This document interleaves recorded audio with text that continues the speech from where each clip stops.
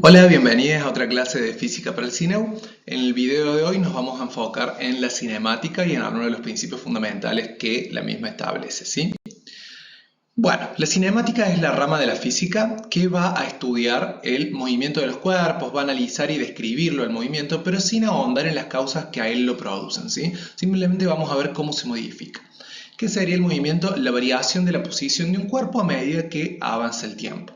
Si nos fijamos, entonces para poder analizar cómo es esta variación de la posición, lo primero que tenemos que hacer es definir un sistema de referencia, ¿sí? Ya que va a ser un movimiento relativo. Está moviéndose algo respecto de otro algo que vamos a tender a pensar que está fijo. ¿Bien?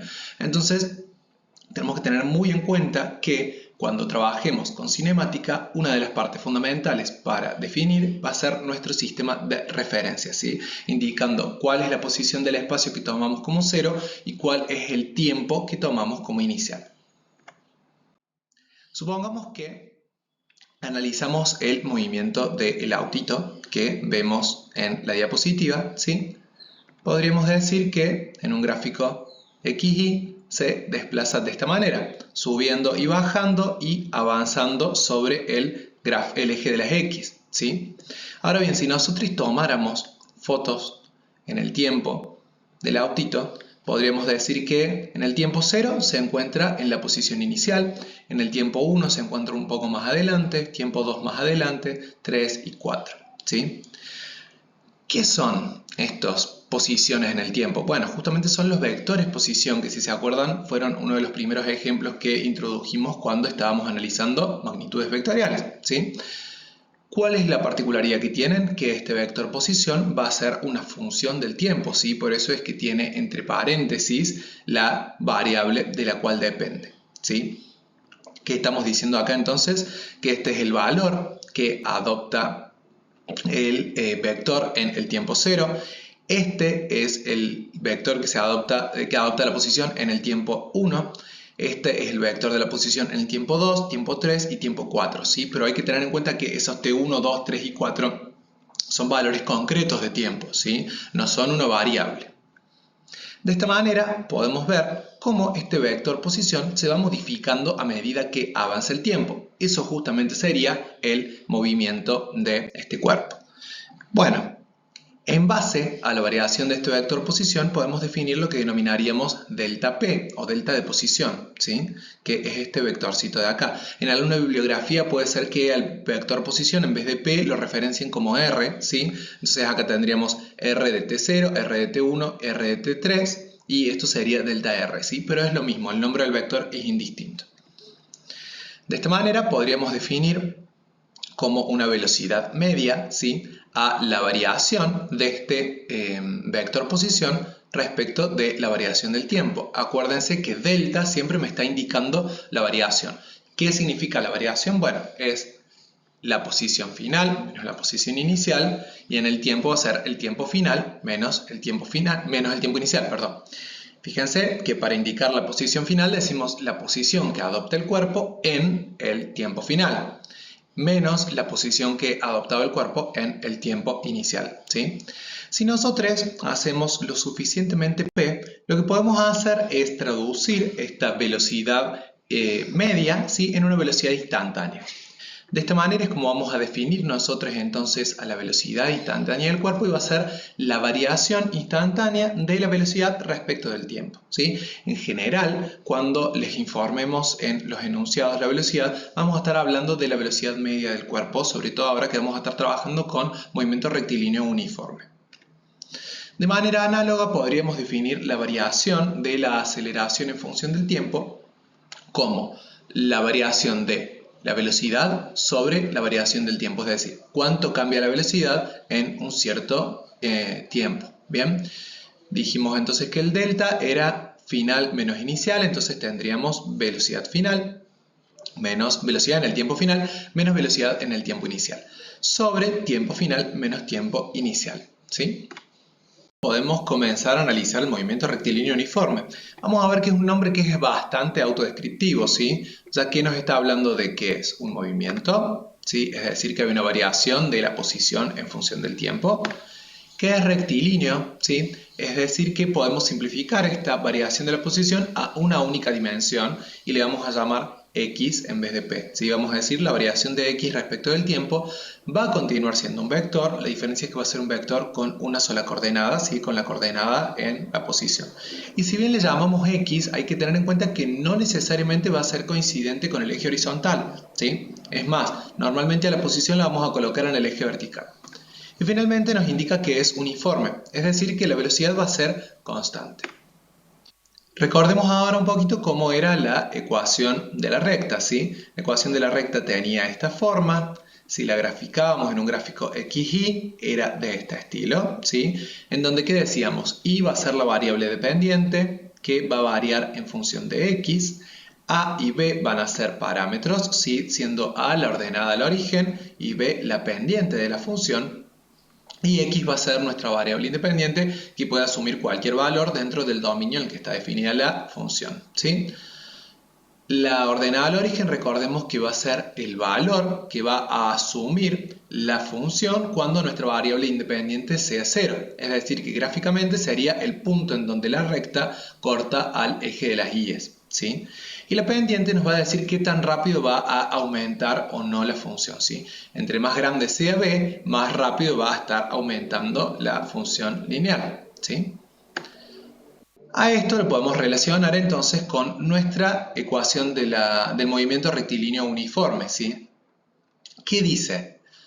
Que la variación de la posición en función del tiempo va a ser igual a la posición inicial más la velocidad por el tiempo. Atentes que dijimos que la posición y la velocidad eran vectores, ¿sí? Sin embargo, acá estamos trabajando con el módulo, ¿bien?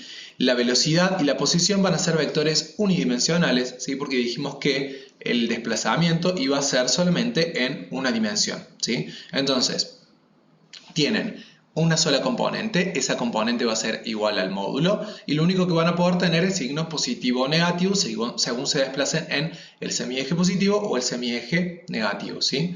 Y como yo les había recordado ya al principio, va a depender mucho si lo vamos a tener como positivo o negativo el movimiento según cómo hayamos definido nuestro sistema de referencia, ¿sí? Por eso es tan importante tenerlo bien explícito en cinemática. Ya lo vamos a ver en un ratito con los ejercicios. Pero bueno, decíamos entonces que la posición la posición en el tiempo va a ser igual a la posición inicial más la velocidad por el tiempo, ¿sí? Si nos fijamos, esto es totalmente análogo a la ecuación de la recta. ¿Qué nos está diciendo? Que la posición va a variar en función del tiempo, es decir, la posición es nuestra variable dependiente. La posición inicial del cuerpo va a ser nuestra ordenada al origen, ¿sí?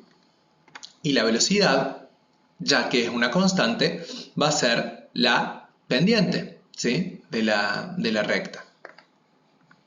Veamos un ejemplo entonces.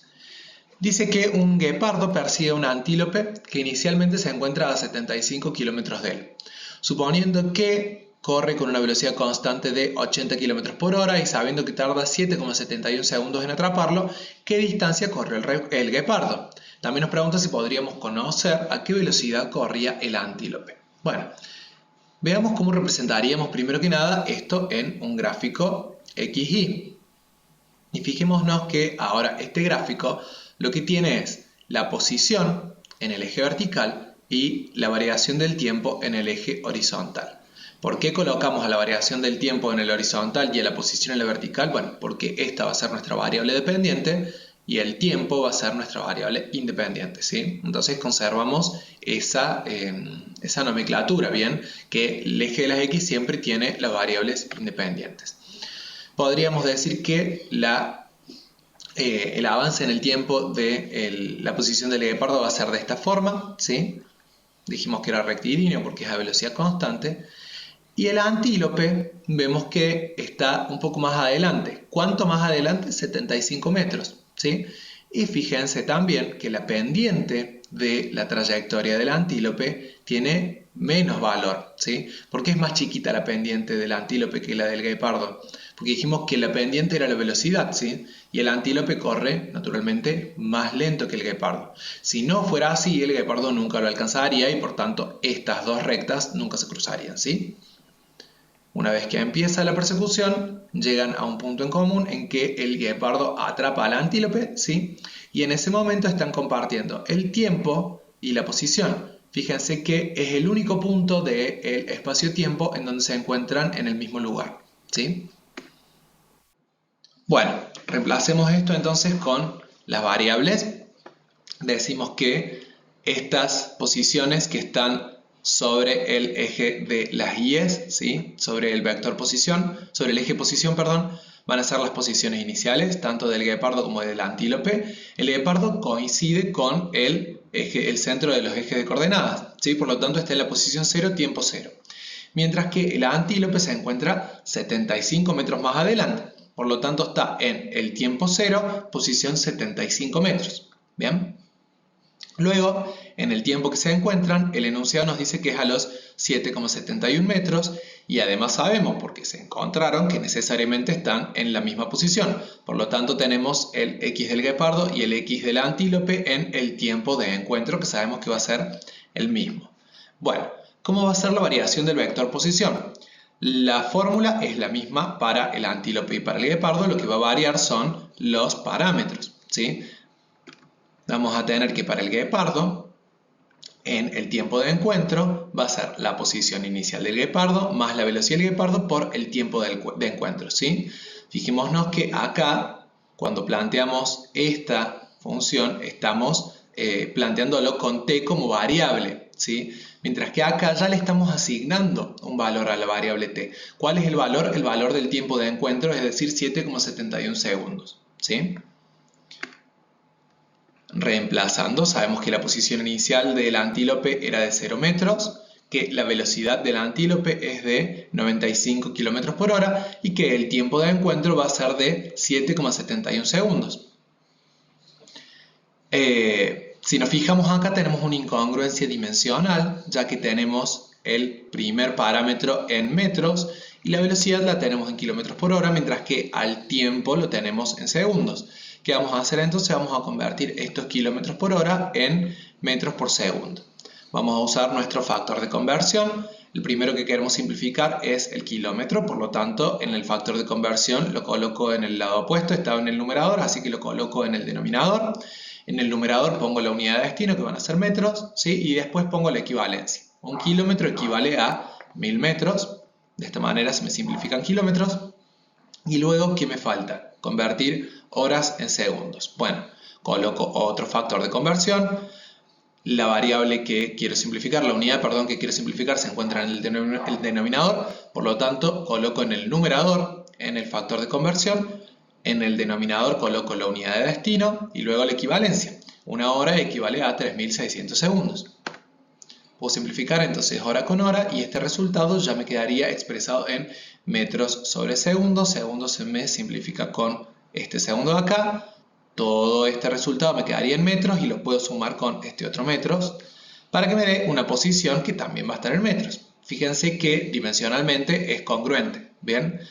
De esta manera, resolviendo en la calculadora, nos dice que la posición del guepardo en el tiempo de encuentro fue de 203,5 metros. Es decir, este punto de acá corresponde con 203,5. Veamos ahora que si podíamos saber, eso sería la respuesta a esta pregunta. ¿Qué distancia corrió el guepardo? Luego nos pregunta si podríamos conocer ¿a qué velocidad corría el antílope? Bueno, si suponemos que el antílope también se estaba desplazando a velocidad constante, como hicimos acá en el gráfico, ¿sí? Podemos calcularlo tranquilamente. ¿Por qué? Porque tenemos la posición final, la posición inicial y el tiempo en que lo corrió. ¿Bien? ¿Cómo sería esto? Si hacemos el planteamiento de la posición del antílope en el tiempo de encuentro, tendríamos que es 75 metros más la velocidad del antílope por 7,71 metros. 75 metros son la posición inicial que tenía el antílope y 7,71 segundos es el tiempo de encuentro. ¿Conocemos nosotros esta posición de encuentro? Sí, porque la calculamos recién y sabemos que es la misma que la del antílope, que es la misma que la del guepardo, perdón. De esta manera, reemplazando acá por la posición de encuentro que calculamos con el guepardo, sabemos que nos va a quedar esta ecuación, la cual tiene una sola incógnita, ¿sí? Vamos a pasar 75 metros restando para el otro lado y luego 7,71 segundos dividiendo. Y de esta manera nos queda que, haciendo también la conversión dimensional para poder llegar a obtener el valor en kilómetros por hora, que va a ser la misma unidad en la que teníamos expresado la velocidad del guepardo y por tanto lo vamos a poder comparar, llegamos al resultado de que el antílope corría a 60 kilómetros por hora. Veamos entonces, cuando tenemos un ejercicio en movimiento rectilíneo uniforme, el mismo va a contar con dos variables y dos parámetros, habíamos dicho. Nuestros parámetros van a ser la posición inicial, la velocidad, y las variables van a ser una variable dependiente, que es la posición, y una variable independiente, que es el tiempo, ¿sí? Estos datos los podemos combinar de cualquier manera. Lo importante es que siempre tengamos tantas ecuaciones como datos. El movimiento rectilíneo uniforme nos proporciona una única ecuación, ¿sí? Que es la variación de la posición en función del tiempo. Por lo tanto, siempre necesitamos conocer por lo menos tres parámetros. O necesitamos tener otra ecuación acoplada. Veamos un ejemplo. En el caso del guepardo, teníamos estos tres datos. Teníamos la posición inicial, la velocidad, el tiempo, y lo único que desconocíamos era la posición en un tiempo específico, ¿sí? Que iba a ser en el tiempo de encuentro, que es el otro dato que teníamos acá. Bien, de esta manera teníamos una sola incógnita y una sola ecuación. Sin embargo, si analizamos la posición del antílope, la variación de la posición del antílope, perdón, tenemos dos parámetros que conocíamos que eran la posición inicial y el tiempo de encuentro, ¿sí? Pero desconocíamos la velocidad a la que se encuentra y la posición en la que se va a encontrar en ese tiempo de encuentro. Entonces tenemos dos ecuaciones y dos incógnitas, perdón, una ecuación y dos incógnitas. Por lo tanto, este sistema no tendría solución. Sin embargo, si le acoplamos este otro sistema de ecuaciones, nosotros sabemos que la posición en el tiempo de encuentro del guepardo iba a ser la misma posición que la del antílope. De esta manera, a partir de este sistema podríamos calcular la posición en el tiempo de encuentro, luego lo reemplazamos acá y nos queda una única incógnita que sería la velocidad. Bien, entonces acá en realidad estaríamos teniendo en todo este sistema dos incógnitas que van a ser la posición de encuentro y la velocidad del antílope. Pero como tenemos dos variaciones de la posición en función del tiempo, tenemos dos ecuaciones, ¿sí? Entonces tenemos dos ecuaciones, dos incógnitas, es un sistema completamente resoluble.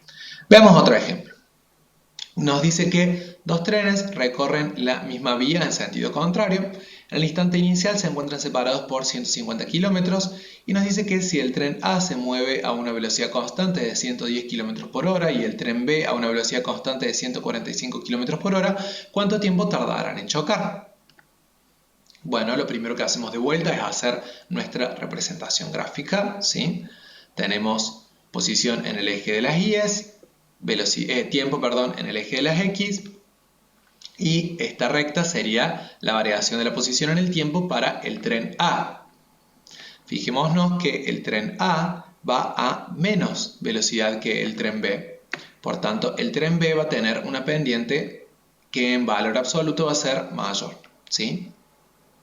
Veamos también que, como yo les decía al principio, es muy importante determinar acá cuál va a ser nuestro sistema de referencia, ¿sí? Nosotros nos estamos posicionando en el tiempo inicial, en donde están parados todavía los dos trenes, es decir, que todavía no arrancaron. Entonces ahí estamos fijando nuestro sistema de referencia en el eje del tiempo, ¿sí? En el eje de las variables independientes. Y luego en la posición vamos a posicionar el origen en el lugar desde donde parte el tren A, podemos llamarle la estación A, ¿sí? Y vamos a decir que el tren A va a crecer en su trayectoria de ahí en adelante, desplazándose hacia la estación B, y que el tren B va a empezar 150 kilómetros más adelante que el tren A y va a desplazarse hacia el tren A, o sea que va a ir decreciendo en su posición. ¿Bien? De esta manera sería entonces la trayectoria y se encontrarían en este punto de acá. que poniéndole los datos con los que contamos, tenemos que sería la misma posición y el mismo tiempo cuando llegan a ese lugar, ya que si estuvieran en tiempos distintos en esa posición no chocarían. ¿Cuáles serían entonces nuestras ecuaciones de posición? Bueno, va a ser la misma ecuación de posición para el tren A y para el tren B, pero vamos a variar en los parámetros que le ingresemos. Vamos a tener posición del tren A y velocidad del tren A en el tiempo de encuentro para esta primera ecuación, que reemplazando, sabemos que la posición inicial del tren A era 0 kilómetros porque la hicimos coincidir con el origen. La velocidad del tren A, el enunciado nos dice que son 110 km por hora y al tiempo de encuentro lo desconocemos. Si nos fijamos acá, entonces tenemos dos incógnitas y una sola ecuación. ¿Podemos resolver eso? No, porque es este caso de acá, ¿sí? Conocemos posición inicial y velocidad, desconocemos posición en el tiempo de encuentro y el tiempo de encuentro en sí mismo. ¿Qué podemos hacer? Acoplarle la variación de la posición en el tiempo del tren B, ¿sí? Del tren B también conocemos la posición inicial y la velocidad y desconocemos el tiempo de encuentro y la posición de encuentro. Sin embargo, sabemos que justamente como se están encontrando, la posición en ese instante va a ser la misma y que el tiempo en ese instante va a ser el mismo. Entonces, ¿cuál sería la variación de la posición del tren B en el tiempo? Siendo la posición inicial 150 kilómetros y fijémonos que la velocidad acá la ponemos como negativa. ¿Por qué? Dijimos que la velocidad y la posición iban a ser las dos unidimensionales, ¿sí? Iban a estar posicionadas justamente sobre este eje vertical. Y el sentido va a determinarnos si son positivas o negativas. Veamos que en el caso de la velocidad de A, va hacia arriba, ¿sí? Porque dijimos que el tren A va a ir ascendiendo en el semieje de la posición. Sin embargo, la velocidad del tren B es descendente, ¿sí? Porque fijémonos que la posición inicial de B es más grande que todo el resto de sus posiciones en el tiempo. Por lo tanto, la velocidad está apuntando hacia abajo. Si apunta hacia abajo, va a apuntar en el sentido negativo de las X y por lo tanto va a ser negativa dentro de esta ecuación. ¿Bien? También dijimos entonces que las dos posiciones en el tiempo de encuentro iban a ser las mismas, por lo cual podemos igualar estas dos ecuaciones, resultándonos esta tercera ecuación, ¿sí? En donde la única incógnita que tenemos es el tiempo de encuentro. Por lo tanto, de ahí ya podemos despejar, ¿sí? Pasamos todas las variables desconocidas hacia un miembro y todas las variables conocidas hacia el otro, es decir, pasamos este término sumando hacia la izquierda, y nos queda el 150 solamente a la derecha. Luego acá podemos hacer factor común, ¿sí? O sumarlos en realidad directamente. Tenemos 110 más 145, nos queda 255. Y ya a este 255 lo podemos pasar dividiendo hacia el otro eje. Si nos fijamos cuando pasemos esto dividiéndose acá, nos va a quedar kilómetros sobre kilómetros dividido horas, o sea que el resultado final nos queda expresado en horas, ¿sí? Siendo el tiempo de encuentro de 0,6 horas o 36 minutos. Y ya con este terminamos el tema de hoy. En el próximo video vamos a analizar lo que es movimiento rectilíneo uniformemente variado y tiro vertical.